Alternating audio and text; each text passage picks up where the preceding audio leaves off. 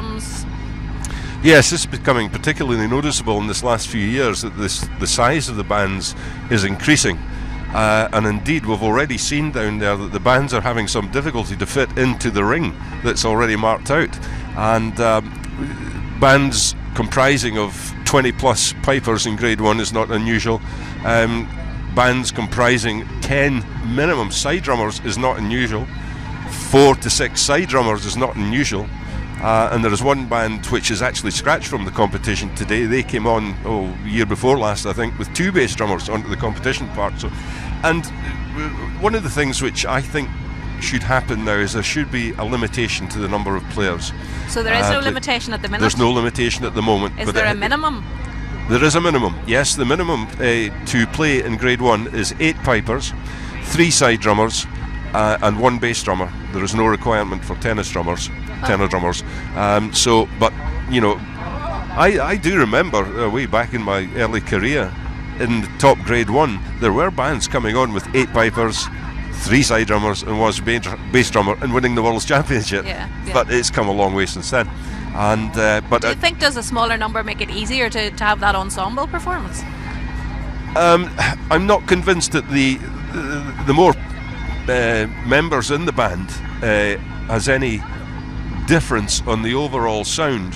I think you get to the point where you can have just too many players, and it's not going to increase the volume. It actually increases their chance of something going wrong with the extra members in the band, and I don't think they recognise that.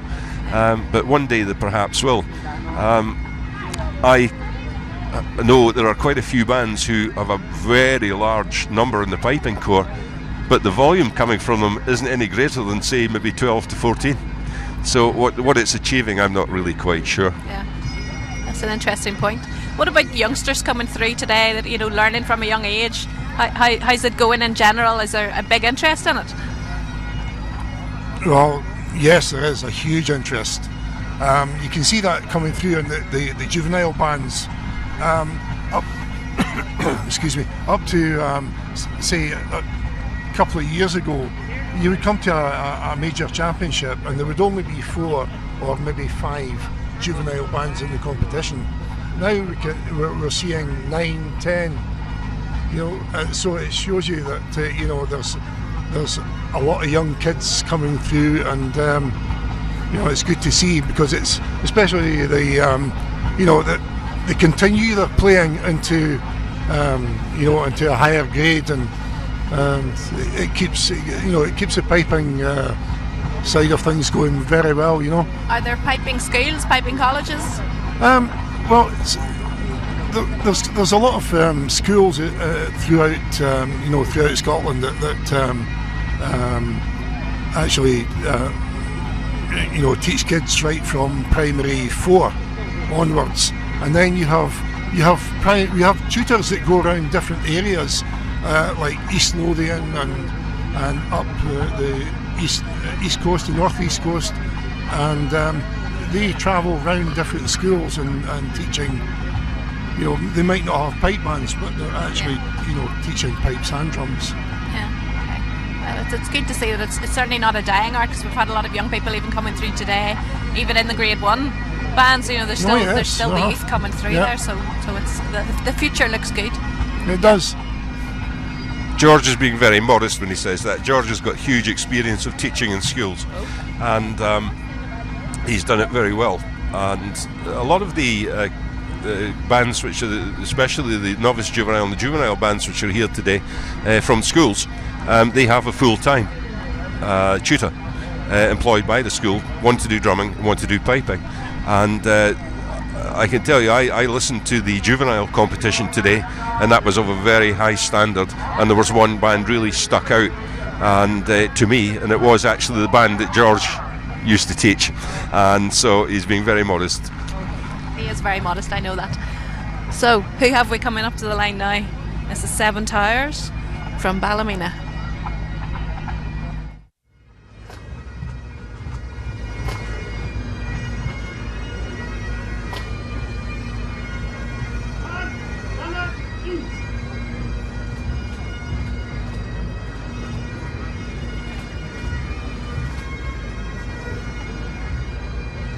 And the band of draw, their number 2 set are Girls Gathering, Apple Comers and Lock Cars.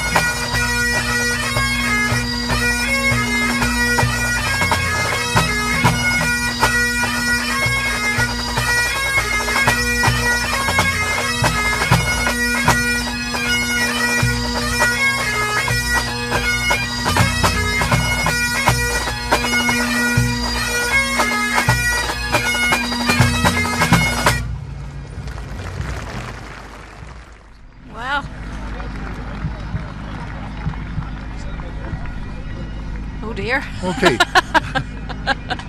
Right. No, well, they made a good attempt at it. Yeah.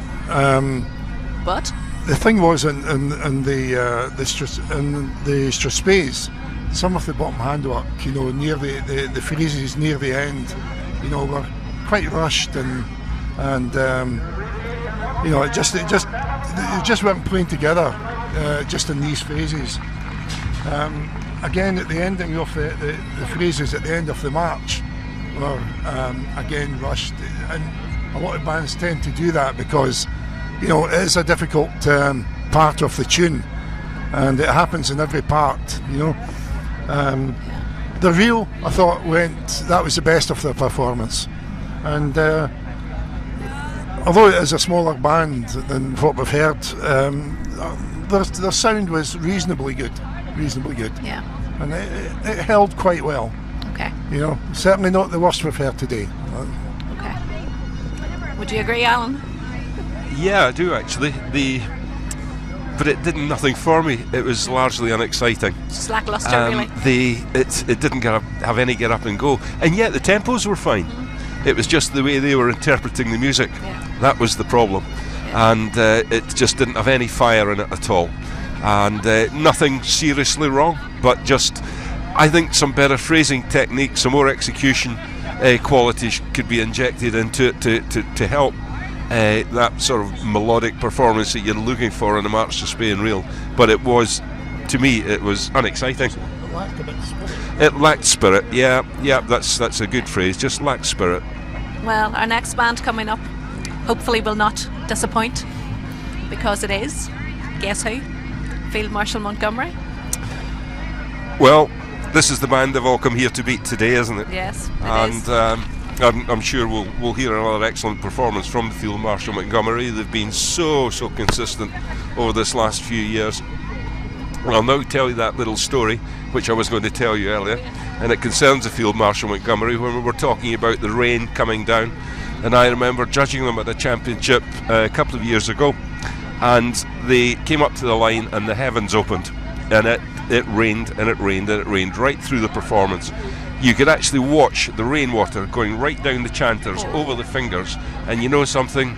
They never put a note wrong. Really? And to me, that was the sign of a real professionally good band. Yeah. And they went on to win that championship that day. Yeah. And to me, that was a measure of just how different they are from a lot of the other competitors, a lot of the other bands. They really are cut above. They're just that little cut above at the moment. And this is the band they're all chasing. Yeah. We spoke earlier about Scottish Power. Scottish Power at last year's World Championships came in third, and they were extremely pleased to do that. Second on that day was the Simon Fraser University, which George mentioned earlier, from British Columbia in Canada. And even Terry